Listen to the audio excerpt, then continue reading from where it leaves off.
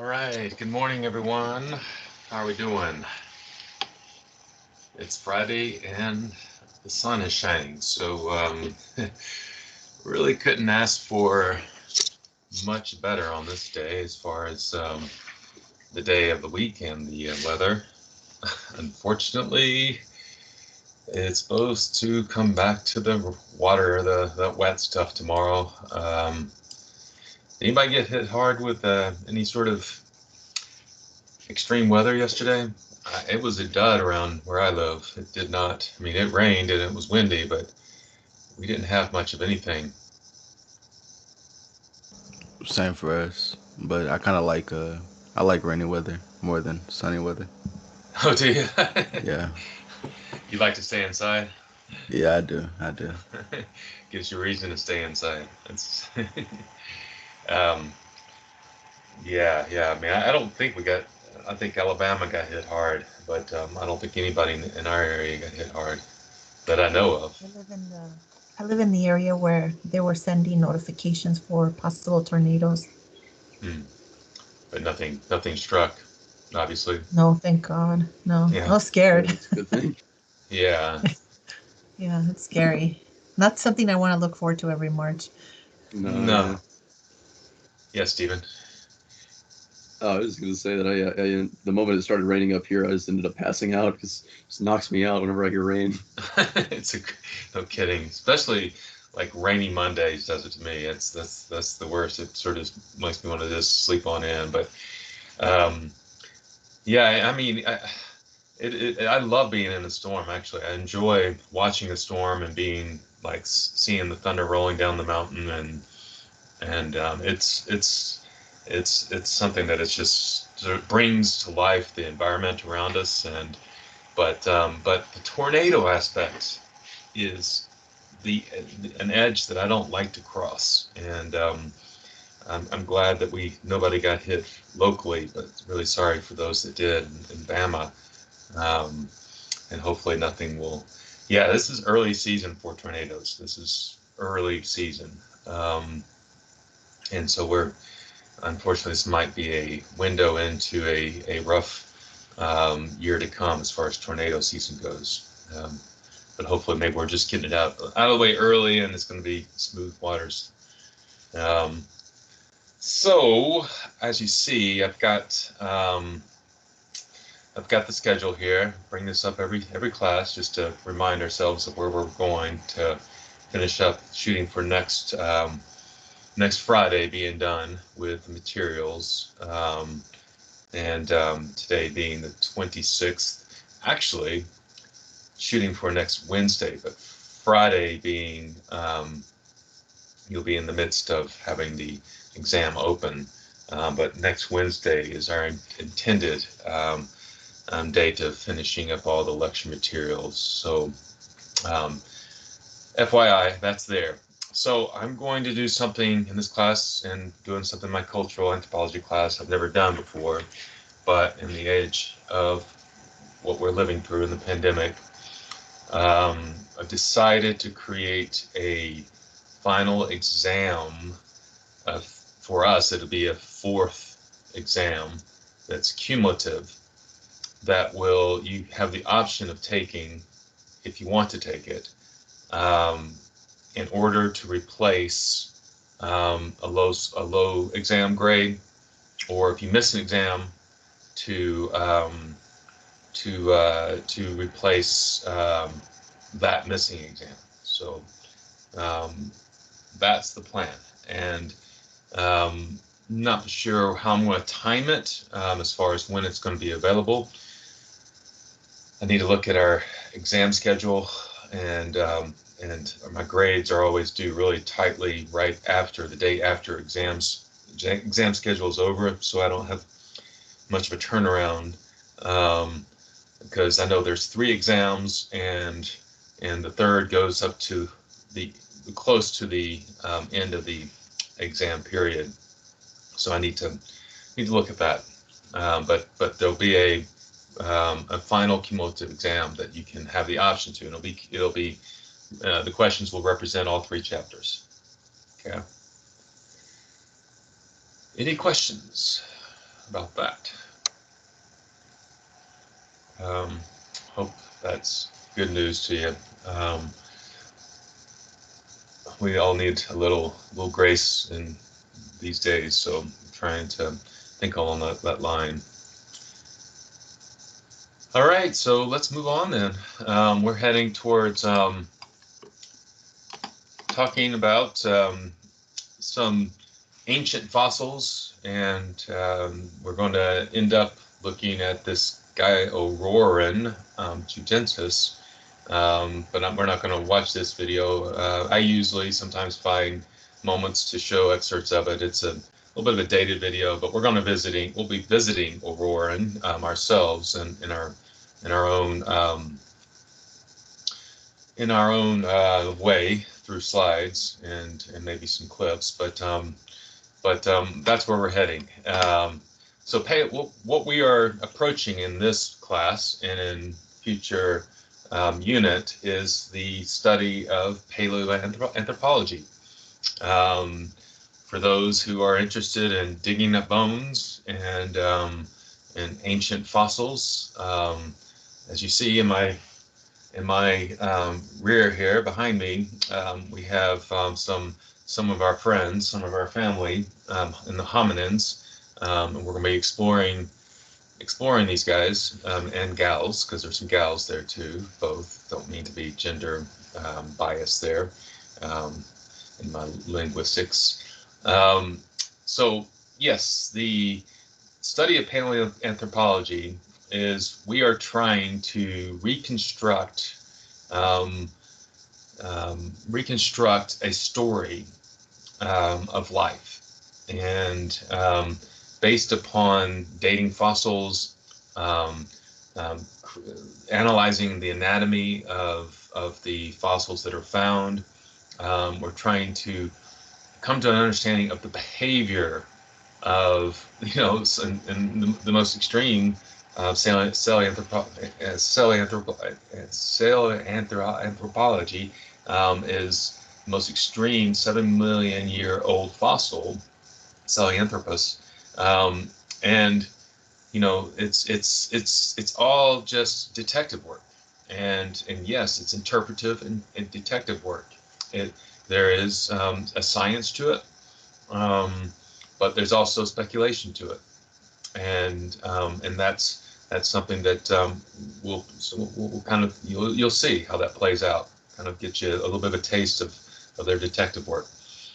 So we're looking at the analyzing, looking at the ecology, the ecology itself, the environment in which these early hominins lived is something that is important to the behavior, and what we're speculating on what was driving these hominins to move and to leave their home. Some of that is related to the environment. So yes, faunal remains. Faunal is animal life. All animal life,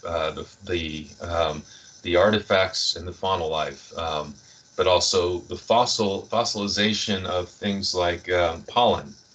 Um, we use that to analyze how old these things are. So yeah, it's a lot of deep time.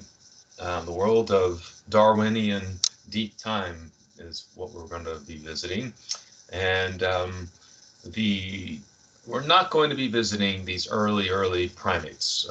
I I don't have the um, I don't have my PowerPoint set up to explore that, and we just don't have the time to explore that. Your textbook goes into it in this chapter.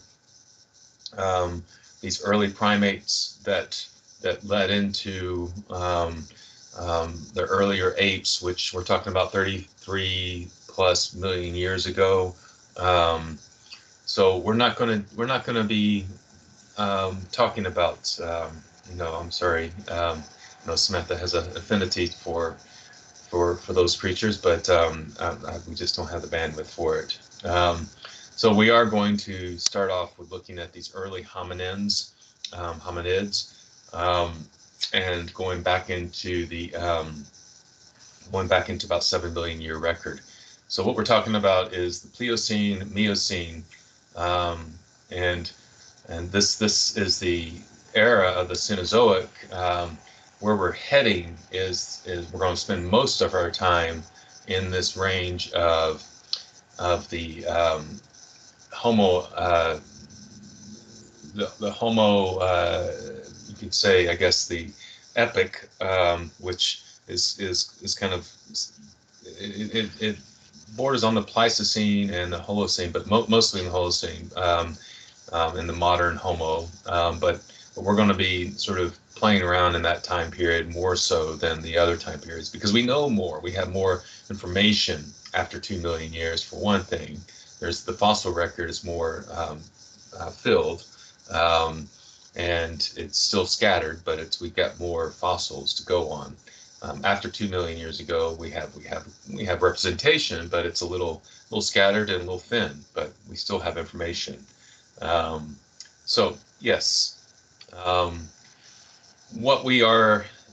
This is just to sort of bring us back to our last chapter, which we ended on looking at great apes, and the non-human great apes, that is. And we looked at their tools and looked at their use of rocks in some cases, as the hammer, using that to open up nuts, seeing a little bit of a window into the roots of our own use of tools. At some point, we start to shape those rocks, and that's something that we start to see about in the Aldewan period of around a little bit over 2 million years ago. And what makes Homo different from Australopithecines, as we'll see, that is Lucy. Lucy is an Australopithecine. Homo habilis was the first representation of the Homo genus. Was the evidence that there were definitely some shaping of the rocks. We have rocks to go on, but we know that they're, like we see with the chimps in wild, and in with gorillas as well. They use them as well, but they they use sticks, but sticks don't stick around. So that organic matter disappears, and we don't have that in the fossil record. So we got to go on what's in the fossil record. The material culture that's in the fossil record is it's something that is kind of our bread and butter of understanding what's happening in their behavior. So napping, yes. So we're going to talk about how the technique of creating these tools early on, Stephen, for sure, which is quite fascinating. And this gets into the world of there's a whole sort of subdiscipline of anthropology that is focused only on how they make tools and recreating how they make tools, which is what we do, is what anthropologists do, is they actually, in order to, when they find something, they actually to understand what the behavior that these early hominins were engaging in, they have to be able to reproduce what their activities were, and to create those rocks today, those tools today. So yeah, we'll look at some examples of that in the next unit, actually. So the Aldewan period is when we find these early stone tools, and indicative of our sort of what represents the differentiation between us and the chimps and bonobos and gorillas. We'll be looking at this location of Lake Turkana, this East Africa area where fossils are so prevalent, and the reason, we'll look at the reasons as for why that is in a minute too. So fossilization, for us to understand the time, and how anthropologists, paleoanthropologists have reconstructed time, we need to understand how fossils are made. So let's take a look at this, and we'll talk about it.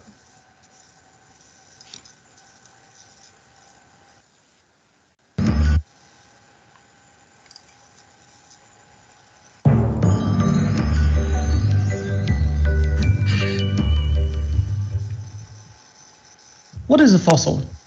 A fossil is the preserved remains or imprint in a rock of a plant or animal, usually one that lived a long time ago. Many of the fossils discovered so far are ancestors of organisms living today, whilst some fossils are the remains of organisms that still exist. The study of fossils is called paleontology. The total number of fossils and their placement within rocks is known as the fossil record. Much of what we understand about evolution comes from studying fossils, so they are really important. But how do they form? When animals or plants die, their remains usually decay to nothing. It is only if the conditions are right that they can be preserved as fossils. The best way to create a fossil is to trap and quickly bury a dead organism. The dead remains of animals and plants that fall to the river or sea floors get covered in layers of sediment. Over time, this sediment sinks, as it is buried deeper by increasing layers. Meanwhile, minerals permeate through the sediment and gradually recrystallize the non-decomposed remains. This process is called permineralization.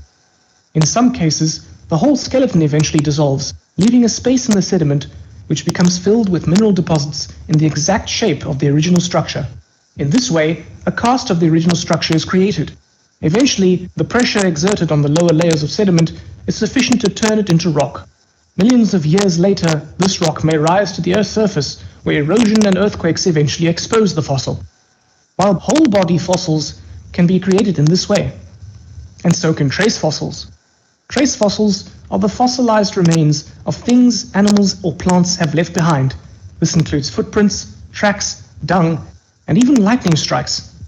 Another way to create a fossil is by covering a specimen with a non-porous coating. Amber is the fossilized remains of sticky tree sap produced millions of years ago. Any insect or plant which was trapped in this tree sap would have become quickly coated, and there would have been little opportunity for the remains to decay.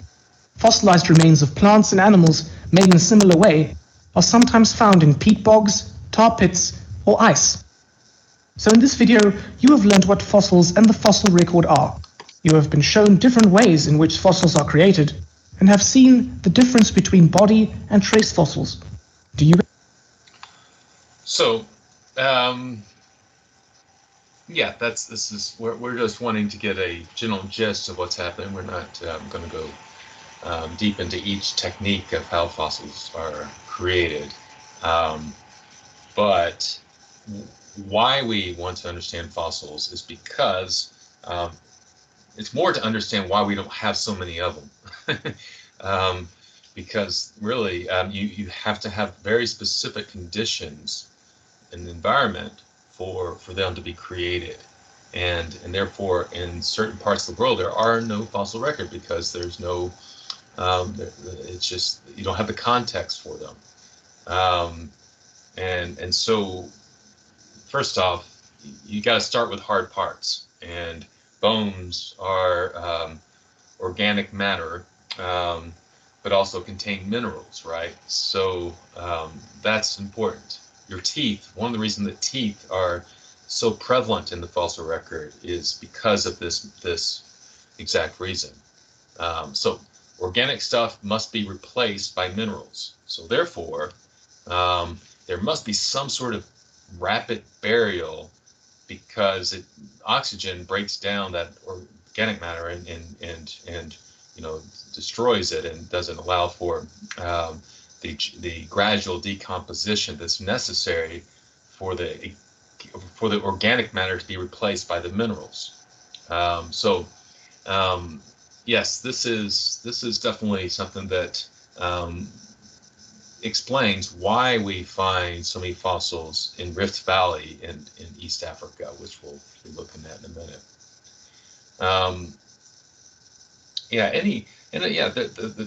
Like was mentioned, you also have amber as another way in which life gets completely preserved in some cases. And we find, as we'll look at in Neanderthals, the frozen tundra that we find Neanderthals buried. The reason that we have DNA, organic matter that has DNA footprints uh, preserved is because of the freezing cold um, environment in which they died in. So this is this is definitely something important enough for us to understand, to be able to understand um, the fossil record in general. Um, are there any questions about it?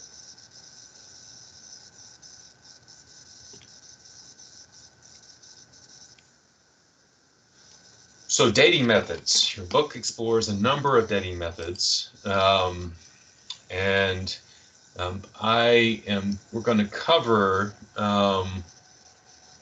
both relative dating and chronometric dating. Um, we're not going to go too deep into each of these, but again, this is a survey course. We're surveying these things to get a general sense of them, so that we understand that there is a science behind this. It is definitely grounded in the sciences. So it's evolution is not based upon beliefs that are unfounded. Um, they're based upon scientific observations and analysis. So we're going to look at stratigraphy and faunal correlation, this biostratigraphy, very much related to stratigraphy, of course. Fluorine analysis, paleomagnetism, um, and yeah, those are the relative dating methods. You are comparing something against something else, relative to the date of something else. So you know the date of one thing, so that you can find the date of something else. So it's relative. Chronometric is absolute. You can know precisely through the method of dating. You know precisely, or very close to precision, within a certain range of thousands of years, which is, we're talking about millions of years. That's pretty precise. So chronometric digs down into the absolute dating. Relative dating is comparing something to something else that has absolute dating to it. That there is the knowledge to know how old it is. So um, there's a couple of different chronometric dating methods that we'll look at. But first, I want to look at relative dating. Relative dating starts always with stratigraphy. It is the most important starting point. It is this notion of the deeper you dig into the ground. It's just kind of common sense. The deeper you dig into the strata of the Earth, the deeper in time you're digging. So it's the law of superpositioning of matter, and all dating starts here. This is the point of origin. But however, there's problems with that, because things get tossed around through earthquakes, through water movement. Things get displaced, and so this is not always. A fossil can be found in one location, but it had been traveled because of a storm, had been moved to that location out of its original starting place. So it might be older or younger than where it's found in the stratigraphy. So yes, but it's definitely the good starting place. And so biostratigraphy is very much trying to, again, this is relative dating. You are comparing something against something else, and the fauna that we're talking about, the animal life that we're talking about here, to compare. And our main focus in this class, of course, is human fossils, hominin fossils.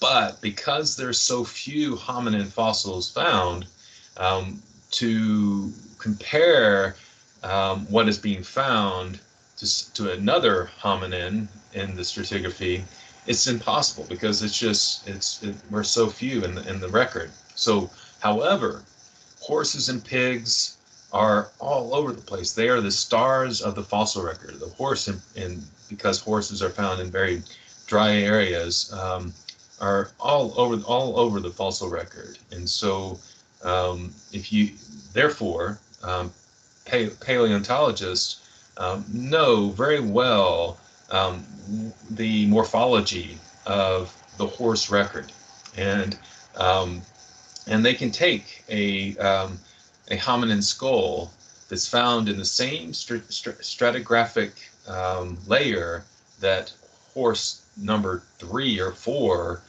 is found in, and know that that hominin is the same age as that horse number 3.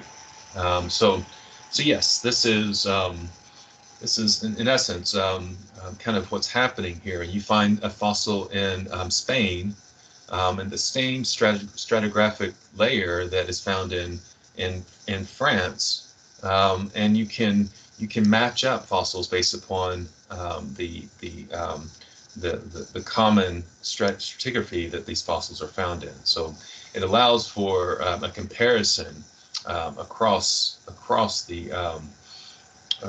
large terrain, to say the least. Another important star of the fossil record is fossil pollen. Preserves very well, and that captures plant life, the seeds of plant life.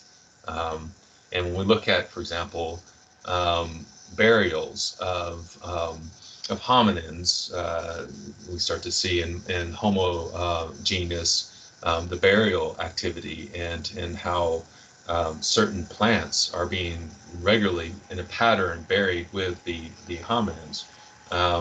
We start to realize that burial ceremonies and rituals are happening. So fossil pollen is important for us to be able to use. It's well preserved, and we can compare fossil pollen to other fossils that are found that we don't have exact, precise knowledge of.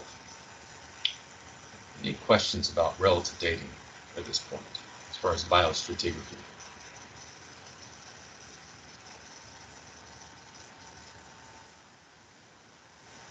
Another form of relative dating is fluorine analysis.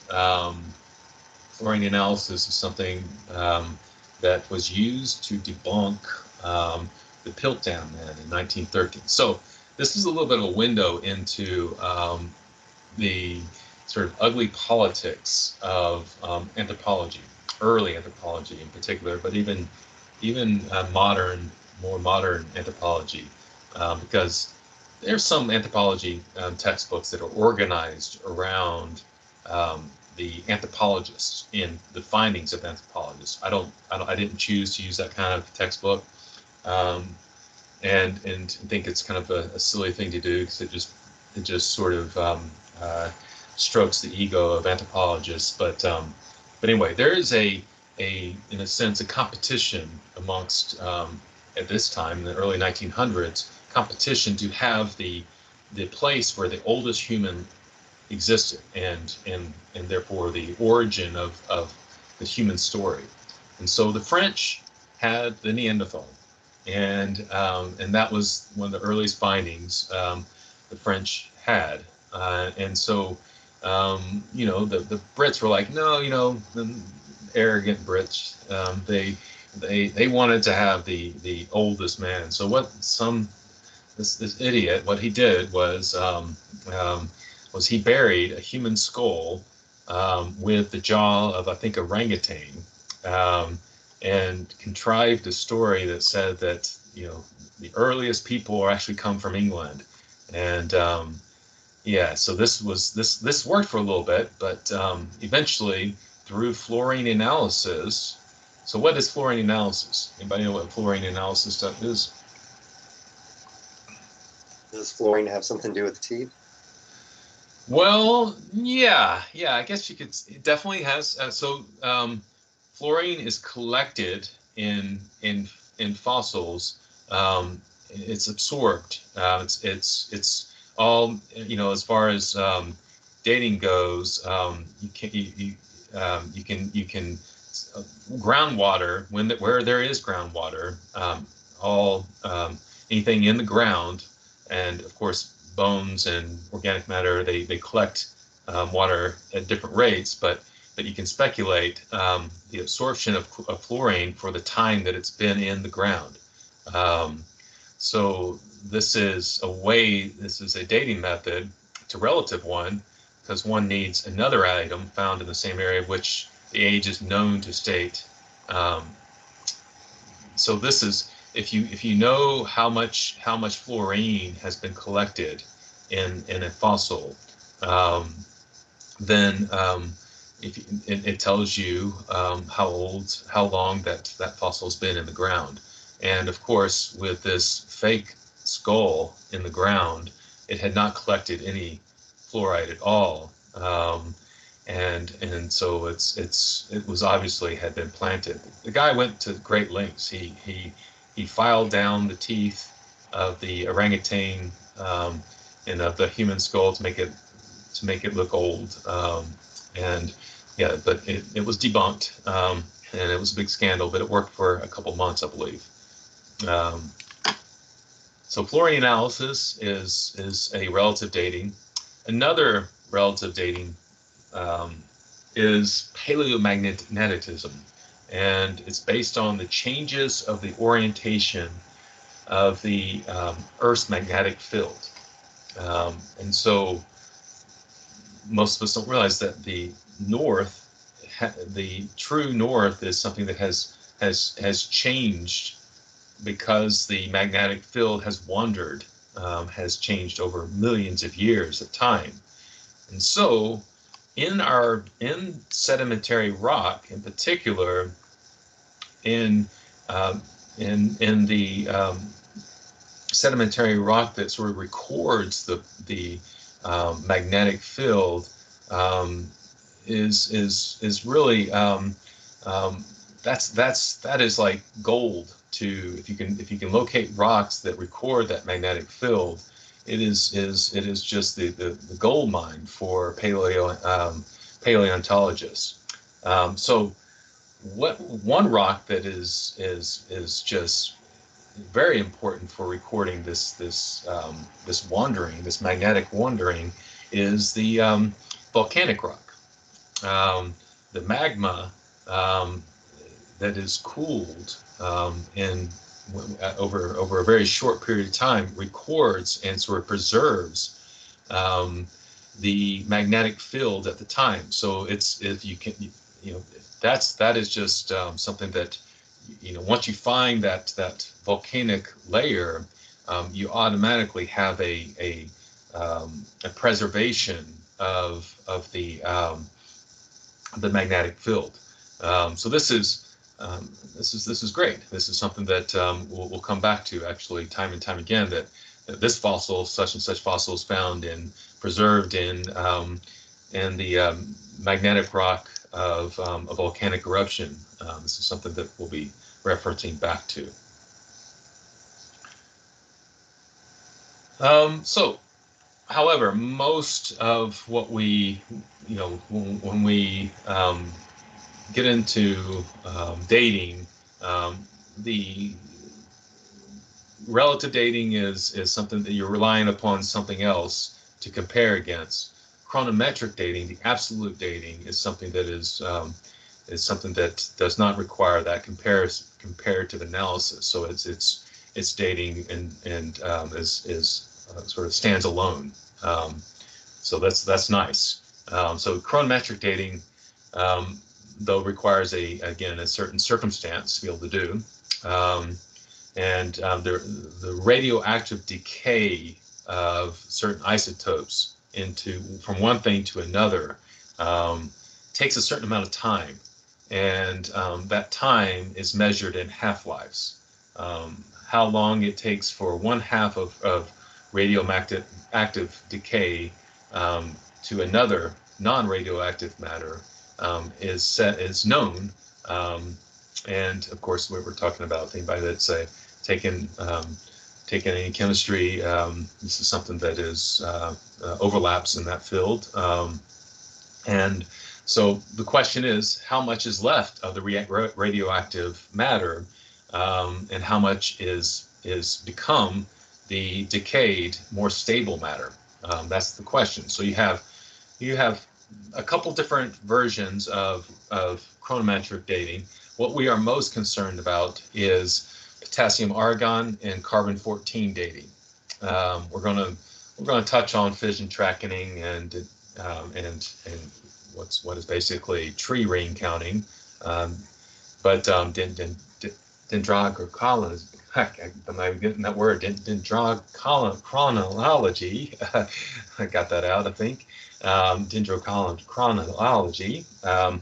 And so, but we're most interested in, because to go into deep time, we are most interested in that world of potassium argon. Carbon 14 is good for dating earlier or later hominins, which is the world of the Neanderthal and modern Homo, which is about, goes back to about 45 to 50,000 years ago. But potassium argon is what we use to actually date the age of the Earth. And so we can go back billions of years with this dating technique. So let's start with potassium argon.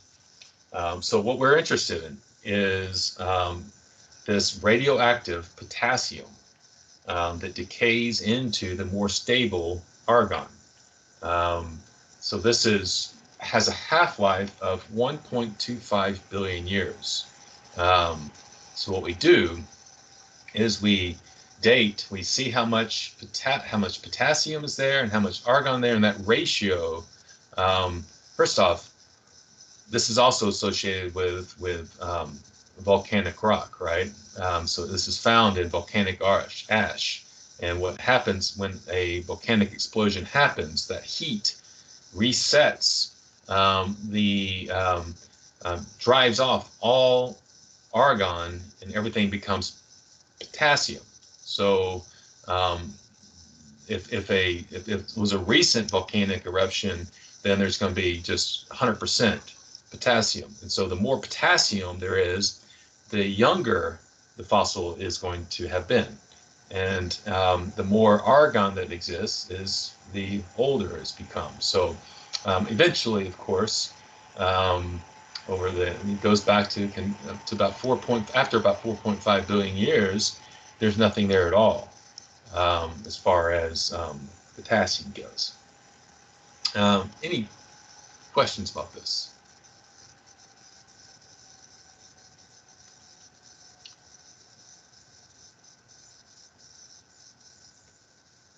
Okay. Yeah, and another, of course, like we talked about, this magnetic field, the magnetic wandering of the poles. When a volcanic eruption happens, it preserves the sort of a snapshot of time in the volcanic rock of the magnetic field. So there you have something that is relative to any fossil that is found in a layer underneath or above that volcanic explosion. So carbon-14 dating, let's look at this video to well done description. In the last video, we talked about the idea that if I dug up a bone someplace, and if I were to measure its carbon-14, and I found that it had half of the carbon-14 that I would expect to find in a living animal or plant, that I said, hey, maybe one half-life has gone by, or roughly for carbon-14, one half-life is 5,730 years. So I said maybe it's 5,730 years since this bone was part of a living animal, or it's roughly that old. Now, when I did that, I made a pretty big assumption, and some of y'all have touched on this in the comments on YouTube on the last video, is how do I know that this estimate I made is based on the assumption that the amount of carbon-14 in the atmosphere would have been roughly constant from when this bone was living to now. And so the question is the amount of carbon-14 in the atmosphere and in the water and in living plants and animals, is it constant? And if it isn't constant, how do you calibrate your measurement so you can actually figure out how much carbon-14 there is relative to living plants and animals at that time? And the way that you can make that calibration, because it turns out it isn't perfectly constant, the way that you can make that calibration, there's two ways, and I have pictures here of both of them. One is to look at tree rings, and I'm told that this will work up to about 10,000 years. Up to 10,000 years old. I don't know of any 10,000-year-old trees. I don't think anyone does, but maybe there's some remains of old trees. And you can look at their tree rings. And I think most of us are familiar with this idea that every year that a tree grows, it forms another layer of bark. And so you can look back to that layer of bark, adjust for the half-life of carbon-14, and then figure out how much carbon-14 was there in the atmosphere at that period in time. And so it's kind of a record of the atmosphere up to 10,000 years. If you want to go even further back, you can look at cave deposits, and the fancy word for these cave deposits are speleothems. Speleothems. You might be familiar with stalagmites. Those are those speleothems that are kind of coming out of the bottom of the cave, or stalactites. Those are the speleothems that are coming from the top of the cave. But the reason why these are useful is these are formed by calcium carbonate, so they have carbon in them. And slowly over really tens of thousands of years, the water in the cave deposits that calcium carbonate. So it's a record of the fraction of carbon-14 in some of those years. And you can go down to resolutions of up to of as small as 10 years. And so this will give us pretty good estimates over tens of thousands of years, up to 50,000 years. And frankly, carbon-14 isn't even useful beyond really 50 or 60,000 years. So this gives us a this gives us a good record of carbon-14 in the atmosphere, assuming that it's fairly uniform throughout the atmosphere, and all evidence suggests that, and that uniformity through the atmosphere also goes into the water supply and into living plants and animals. Now, the other thing, and I looked into this a little bit, it actually turns out because we are spewing so much fossil fuel right now, we are changing the amount or the proportion of carbon-14 much faster than has happened in other time periods. So just to answer the question, it's actually probably in the last 50 years where the fossil fuel use has really exploded, that we've really been changing the proportion of carbon-14 relative to the other isotopes of carbon. But anyway, hopefully that. So this is giving us a little bit of a window into the complications of carbon-14 dating. Probably should have shown that video after we talked about it, but it explains what carbon-14 relies upon as far as a dating method. The atmosphere, every living creature, we take in carbon as we live.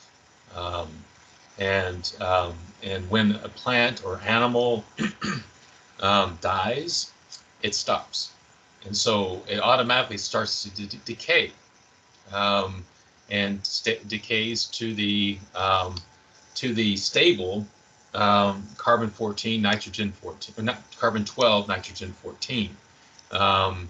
And so this is it's a short half-life of about 40 to it allows us to date to about 40 to 75,000 years ago. After about 10 halves, which is I think about 5,730 years is the half-life. It's about 10 halves, it's all gone. There's nothing to date. So what that video was kind of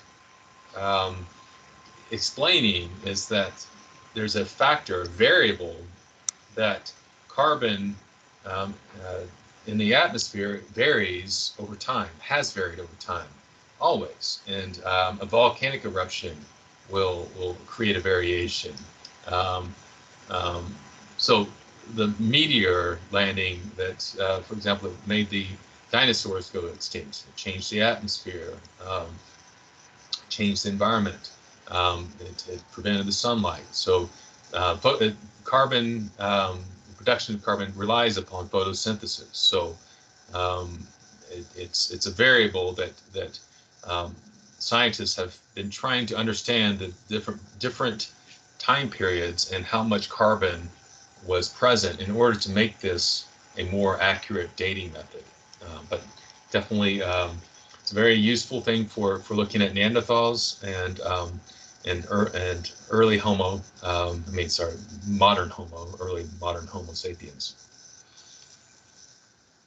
So, like was mentioned, another form of absolute dating is the tree ring, and patterns of rainfall vary annually. But so you can tell by counting the rings of a tree as far as the age of the tree. This is really important for in areas, two different areas of the world where this is used the most, and that is one is the southwest United States, where wood is preserved because of the dryness, and that's where we have like a 5,000-year-old tree. We talked about that. In Central Europe, wood is often preserved because of the waterlogging. So this is of course gives us shorter time periods of referencing absolute dating, but it can be useful for more modern Homo sapiens as far as analyzing findings. I'm not going to spend much time on fission tracking, but it is a chronometric absolute dating period method that involves using the number of fission events produced from spontaneous decay of uranium-238. Again, just realize that it is another absolute dating method that is at the fingertips of scientists in certain contexts. Fission tracks are sensitive to heat, and therefore the technique is useful at sort of unraveling the thermal evolution of rocks and minerals, so therefore fossils. Yeah, so I think, when it comes down to it, when you have two different methods like this that we're looking at, they're obviously both being used. It's often a combination of both absolute dating, where you have a volcanic ash. So the ideal perfect scenario for finding a fossil is to find it in between, sandwiched in between two different layers of volcanic ash, and so you can absolute date volcanic ash, and so therefore anything in between, the strata in between volcanic ash, can be compared and very much well circumscribed through relative dating, relating the dating to that ash for the fossil found in between. So this is the foundation for a lot of what our findings are for the fossil record of the hominid. Okay. So we will pick up here on Friday. I'm sorry, on Monday. I wish every day was Friday. Yeah, y'all have a good week, a great weekend. I think we'll have some nice weather again on Sunday, but enjoy that rain. Sleep it in on Saturday. Well, I plan on it. Yeah. All right. Have a good one. All right. You too. Thank you. Bye-bye.